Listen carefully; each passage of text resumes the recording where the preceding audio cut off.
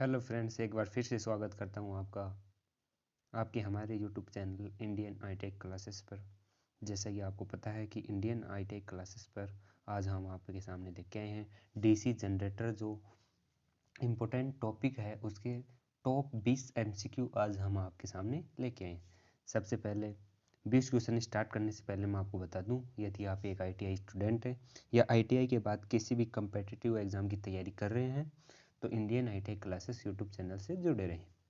तो चलिए स्टार्ट करते हैं आज के टॉप 20 एमसीक्यू। तो पहला क्वेश्चन है कि वेल्डिंग जनरेटर होता है lap winding, wave winding, delta winding, duplex wave winding. यदि हम बात करें वेल्डिंग जनरेटर की, तो वेल्डिंग जनरेटर में जो होती है वो होती है लैप वाइंडिंग। इसका मुख्य कारण क्या है कि लैप वाइंडिंग जो होती है उसमें धारा का मान हमें ज़्यादा और वोल्टेज का मान कम। इसके विपरीत वेव वाइंडिंग धारा का मान कम और वोल्टेज अधिक होती है। इस कारण जो वेल्डिंग जनरेटर होता है उसमें लैप वाइंडिंग का प्रयोग किया जाता है। आशा करता हूँ आपको क्वेश्चन अच्छी प्रकार समझ में आया होगा। चलिए चलता हूँ नेक्स्ट जो क्वेश्चन हमारा। नेक्स्ट क्वेश्चन है कि डीसी मशीन वाइंडिंग के मामले में कम्यूटेटर सेगमेंट की संख्या के बराबर होता है। ऑप्शन की अगर हम बात करें तो पहला जो ऑप्शन है वो है आर्मेचर कॉइल्स की संख्या, आर्मेचर कॉइल पक्षों की संख्या, आर्मेचर कंडक्टरों की संख्या, आर्मेचर की संख्या बदल जाती है। यदि हम बात करें इसके राइट आंसर की, तो इसका राइट जो आंसर होगा वो होगा आर्मेचर कंडक्टरों की संख्या। यानी डीसी मशीन वाइंडिंग की अगर हम बात करें तो कम्यूटेटर जो सेगमेंट होता है उसकी संख्या आर्मेचर के कंडक्टरों की संख्या के बराबर होती है। चलिए चलते हैं नेक्स्ट जो क्वेश्चन है। नेक्स्ट क्वेश्चन हमारा क्वेश्चन नंबर 3। डीसी मशीनों की प्रयोगशाला के लिए कौन सी डीसी आपूर्ति के प्रकार उपयुक्त होंगे? रोटरी कन्वर्टर, पारा rectifier, induction motor DC generator set, तुल्यकालिक मोटर डीसी जनरेटर सेट। यदि हम बात करें इसके राइट आंसर की, तो इसका राइट जो आंसर होगा induction motor DC generator set, जिसे हम बोलते हैं एमजी सेट। जैसा कि आपने देखा होगा कि एमजी सेट जो होता है वो डीसी मशीन प्रयोगशाला के लिए डीसी आपूर्ति के लिए उपयुक्त होता है, एमजी सेट। चलिए चलते हैं नेक्स्ट जो क्वेश्चन हमारा क्वेश्चन नंबर 4। डीसी मशीन में पोल शू का कार्य है। यदि हम बात करें ऑप्शन की, तो पहला जो ऑप्शन है वो होता है मैग्नेटिक पथ के रेलक्टेंस को कम करने के लिए। दूसरा ऑप्शन है समान फ्लक्स घनत्व को प्राप्त करने के लिए, फ्लक्स को फैलाने के लिए। फील्ड कॉइल को सपोर्ट करने के लिए। चौथा जो ऑप्शन है वो उपरोक्त सभी कार्यों का निर्वहन करने के लिए। यदि हम बात करें डीसी मशीन में या किसी भी मशीन में पोल शू की, तो इन तीनों जो कार्य होता है 1 2 3, यानी पोल शू के द्वारा ये तीनों कार्य किए जाते हैं। तो इसका राइट जो आंसर होगा उपरोक्त सभी कार्यों का निर्वहन करने के लिए। चलिए चलते हैं नेक्स्ट जो क्वेश्चन हमारा क्वेश्चन नंबर 5 कि लैप वाइंडिंग के मामले में रिजल्टेंट पिच क्या है? ऑप्शन की अगर हम बात करें तो पहला ऑप्शन है सामने और पीछे पिचों का गुणा, बैक पिच द्वारा फ्रंट पिच का विभाजन, आगे और पीछे पिचों का योग, आगे और पीछे पिचों का अंतर। यदि हम बात करें इसके राइट आंसर की, तो इसका राइट आंसर होगा ऑप्शन नंबर डी, यानी आगे और पीछे पिचों का अंतर को ही हम क्या कहते हैं? रिजल्टेंट। चलिए चलते हैं नेक्स्ट जो क्वेश्चन हमारा क्वेश्चन नंबर 6। एक डीसी वेल्डिंग जनरेटर है, lap winding, wave winding, duplex winding, उपरोक्त में से कोई नहीं। जैसा कि हमने पहला क्वेश्चन पढ़ा था कि जो वेल्डिंग डीसी वेल्डिंग जनरेटर होता है वो लैप वाइंडिंग से बना होता है, यानी उसमें लैप वाइंडिंग होती है धारा की मात्रा अधिकता के लिए। ठीक है, चलिए चलते हैं नेक्स्ट जो क्वेश्चन हमारा। चलिए बात करते हैं क्वेश्चन नंबर 7। डीसी जनरेटर में आर्मेचर से बाहरी सर्किट को करंट दिया जाता है। ऑप्शन आपके सामने है कम्यूटेटर से, सॉलिड कनेक्शन से, स्लिप रिंग से, उपरोक्त में से कोई नहीं। यदि हम बात करें इसके राइट आंसर की, तो इसका राइट जो आंसर होगा वो होगा स्लिप रिंग से। जैसे कि आपने देखा होगा कि डीसी जनरेटर जो हमारा होता है, जैसे ये डीसी जनरेटर का आर्मेचर है, तो यहाँ पे जो स्लिप रिंग होती हैं उसके द्वारा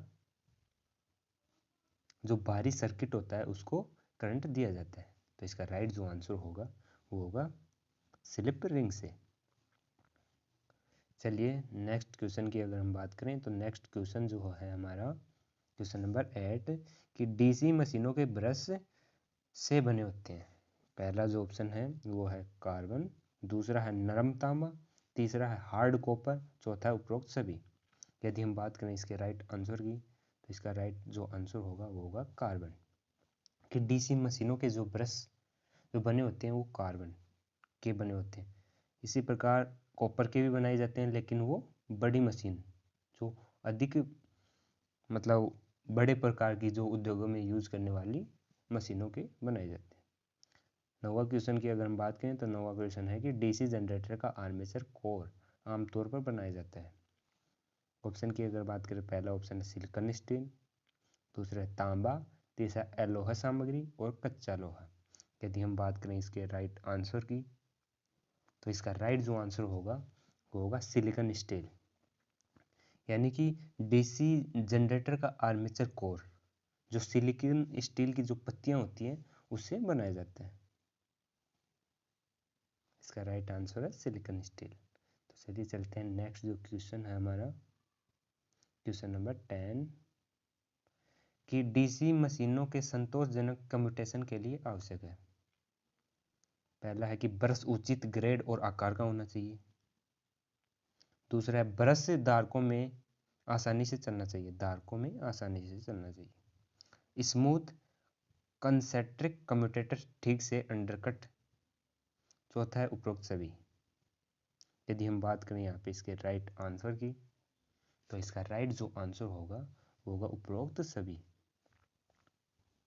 क्योंकि डीसी मशीनों के जो संतोषजनक अच्छे कम्यूटेशन के लिए इन सभी गुणों का जो ब्रश होता है वो उचित ग्रेड का भी होना चाहिए, वह धारकों में आसानी से चलना भी चाहिए और स्मूथ कंसेंट्रिक कम्यूटेटर ठीक से अंडरकट होने चाहिए। तो इसका राइट आंसर होगा डी उपरोक्त सभी। नेक्स्ट क्वेश्चन है कम्यूटेटर सेगमेंट आर्मेचर कंडक्टर से जुड़े होते हैं। पहला जो ऑप्शन है वो है तांबे की लक्स, प्रतिरोध तारों, इंसुलेशन पैड और ब्रेजिंग। जैसे कि आपने देखा होगा कि जो डीसी जनरेटर होता है उसमें जो कम्यूटेटर सेगमेंट और आर्मेचर कंडक्टर से जुड़े होते हैं वो तांबे के लग्स द्वारा जुड़े होते हैं। तो इसका राइट जो आंसर होगा वो होगा तांबे के लग्स। चलिए चलते हैं नेक्स्ट जो क्वेश्चन हमारा क्वेश्चन नंबर 12 कि डीसी मशीन में फंक्शनल पिच वाइंडिंग का उपयोग किया जाता है। पहला ऑप्शन है कि उत्पन्न वोल्टेज को बढ़ाने के लिए, दूसरा जो ऑप्शन है वो है स्पार्किंग को कम करने के लिए, तीसरा है शॉर्टर एंड कनेक्शन की वजह से तांबे को बचाने के लिए, चौथा जो ऑप्शन है वो है ऊपर बी और सी के कारण।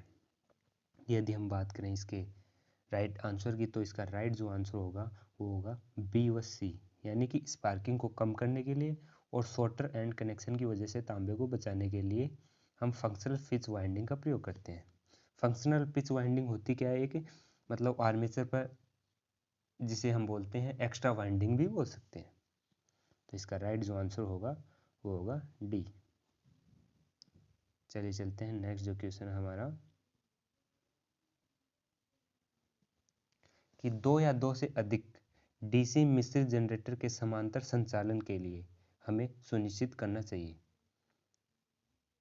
कि जो हमारे पास जो दो डीसी जनरेटर है उसका समांतर प्रचालन यदि हमें करना है तो हमें क्या जरूरी है। पहला जो ऑप्शन है वो है कि आने वाले जनरेटर का वोल्टेज बस बार के समान होना चाहिए, दूसरा है आने वाले जनरेटर की ध्रुवीयता बस बार के समान होनी चाहिए, तीसरा है सभी सीरीज फील्ड को समांतर कनेक्शन के माध्यम से समांतर में चलाना चाहिए, चौथा है सभी जनरेटर के सीरीज फील्ड या तो पॉजिटिव साइड या आर्मेचर के नेगेटिव साइड पर होना चाहिए। यदि हम बात करें इसके राइट आंसर की, तो इसका राइट जो आंसर होगा वो होगा सभी जनरेटर के सीरीज फील्ड या तो पॉजिटिव साइड या आर्मेचर के नेगेटिव साइड पर होने चाहिए। चलिए चलते हैं नेक्स्ट जो क्वेश्चन हमारा कि यदि बी फ्लक्स घनत्व है तो वन कंडक्टर की लंबाई और कंडक्टर का वेग v है तो प्रेरित ईएमएफ द्वारा दिया गया है। तो यदि हम बात करें इसके राइट आंसर की, जैसा कि आपने फॉर्मूला पढ़ा होगा, तो फॉर्मूला की अगर हम बात करें तो प्रेरित ईएमएफ द्वारा दिया गया है। तो इसके राइट आंसर की बात करें तो इसका राइट जो आंसर होगा वो होगा BLV, यानी कि फ्लक्स घनत्व B दे रखा है हमें, वन कंडक्टर की लंबाई है और कंडक्टर का वेग v है, तो प्रेरित ईएमएफ BLV इसका राइट आंसर होगा। चलिए चलते हैं, बात करते हैं नेक्स्ट जो क्वेश्चन हमारा क्वेश्चन नंबर 15। क्वेश्चन नंबर 15 है कि एक पोल डीसी जनरेटर के मामले में 16 कॉइल के साथ 2 लेयर लैप वाइंडिंग के साथ दिया गया पोल पिच होगा। यदि हम बात करें इसके राइट आंसर की, तो जैसा कि आपने पढ़ा होगा कि पोल पिच का सूत्र जो होता है वो होता है कि कॉइल की संख्या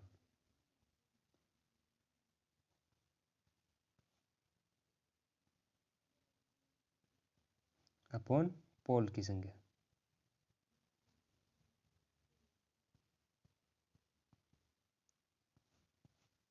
तो ये यहाँ पे हमें दे रखा है कि जो कॉइल की संख्या हमें दे रखी है 16 और पोल की संख्या 4, तो इसका राइट जो आंसर होगा वो होगा 4। ये इसका राइट आंसर होगा। तो चलिए चलते हैं नेक्स्ट जो क्वेश्चन हमारा कि डीसी जनरेटर में मैकेनिकल डिग्री और इलेक्ट्रिकल डिग्री की संख्या समान होगी जब RPM 300 से अधिक है, RPPM 300 से कम है, पोल की संख्या 4 है, पोल की संख्या 2 है। तो जैसा कि आपको पता होगा कि इलेक्ट्रिकल डिग्री और मैकेनिकल डिग्री का फॉर्मूला आपको पता होगा कि Q इलेक्ट्रिकल बराबर Q मैकेनिकल P/2 होता है इसका फॉर्मूला। तो जैसा कि हमें दे रखा है कि इलेक्ट्रिकल डिग्री और मैकेनिकल डिग्री कब समान होंगे, यदि हम पोल की संख्या को भी 2 रख दें तो हमारे पास इलेक्ट्रिकल डिग्री और मैकेनिकल डिग्री दोनों समान हो जाएंगी, यानी 2 से 2 कट जाएगा और इलेक्ट्रिकल डिग्री और मैकेनिकल डिग्री समान हो जाएंगी। तो इसका राइट जो आंसर होगा पोल की संख्या 2, यानी हम पोल की संख्या 2 रखेंगे तो जो हमारी मैकेनिकल डिग्री और इलेक्ट्रिकल डिग्री समान हो जाएंगी। चलिए चलते हैं, बात करते हैं नेक्स्ट क्वेश्चन हमारा क्वेश्चन नंबर 17। क्वेश्चन नंबर 17 परमियंस का रेसिप्रोकल है। पहला जो ऑप्शन है वो है फ्लक्स घनत्व, दूसरा है रिलक्टेंस, तीसरा एम्पियर टर्न्स, चौथा है प्रतिरोध। यदि हम बात करें इसके राइट आंसर की, तो जो परमियंस का रेसिप्रोकल जो होता है वो होता है रिलक्टेंस, इसका राइट आंसर होगा। चलिए चलते हैं नेक्स्ट जो क्वेश्चन हमारा क्वेश्चन नंबर 18 कि डीसी में इंटरपोल की ध्रुवता उत्पन्न करता है। पहला जो ऑप्शन है वो है आगे के मुख्य ध्रुव के समान, पूर्ववर्ती पोल के समान, आगे के मुख्य ध्रुव के विपरीत है, उपरोक्त सभी। यदि हम बात करें इसके राइट आंसर की, तो इसका राइट जो आंसर होगा वो होगा आगे के मुख्य ध्रुव के समान। जैसे कि आपको पता होगा कि इंटरपोल जो होते क्या है कि जो डीसी जनरेटर होता है उसमें जो मुख्य पोल होते हैं जैसे N S N S, तो उसमें जो छोटे छोटे इंटरपोल लगाए जाते हैं उसी को इंटरपोल कहा जाता है। तो इनकी जो ध्रुवता होती है वो आगे के मुख्य ध्रुव के समान होती है। तो इसका राइट जो आंसर होगा वो होगा आगे के मुख्य ध्रुव के समान। चलिए चलते हैं नेक्स्ट जो क्वेश्चन हमारा EMF डीसी जनरेटर में उत्पन्न करने के लिए सीधे अनुपातिक है। फ्लक्स प्रति पोल, आर्मेचर की गति, पोल की संख्या, उपरोक्त सभी।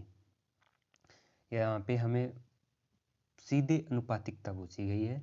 तो जैसा कि आपको पता होगा कि ईएमएफ का जो सूत्र होता है वो होता है N phi Z N into P upon A upon 60 degree. जैसे कि पता होगा कि जो ईएमएफ होता है वो आर्मेचर की गति है उसके सीधा अनुपातिक है। तो इसका राइट जो आंसर होगा वो होगा आर्मेचर की गति। चलिए चलते हैं नेक्स्ट और लास्ट क्वेश्चन आज का, कि एक डीसी जनरेटर में मैग्नेटिक न्यूट्रल एक्सिस और जियोमेट्रिकल न्यूट्रल एक्सिस के साथ मेल खाता है। पहला जो ऑप्शन है वो है कि पर कोई भार नहीं है, यानी डीसी जनरेटर पर कोई भार नहीं है। जनरेटर पूर्ण लोड पर चलता है। जनरेटर ओवरलोड पर चलता है। जनरेटर डिज़ाइन की गई गति पर चलता है। यदि हम बात करें इसके राइट आंसर की, तो इसका राइट जो आंसर होगा वो होगा पर कोई भार, यानी डीसी जनरेटर पर कोई भार नहीं होता है तो उसका मैकेनिकल न्यूट्रल एक्सिस और जियोमेट्रिकल न्यूट्रल एक्सिस एक ही लाइन पर मेल खाते हैं, एक साथ मेल खाते हैं। तो इसका राइट जो आंसर होगा वो होगा जनरेटर पर कोई भार नहीं है। इस प्रकार हमने जो डीसी जनरेटर है उसके इम्पोर्टेंट 20 क्वेश्चंस कंप्लीट कर लिए हैं। यदि आपको वीडियो अच्छा लगा हो तो वीडियो को लाइक करें, चैनल को सब्सक्राइब करें। मिलता हूँ आपको ऐसे ही एक इम्पोर्टेंट एमसीक्यू सीरीज़ के साथ। तब तक के लिए जय हिंद जय भारत।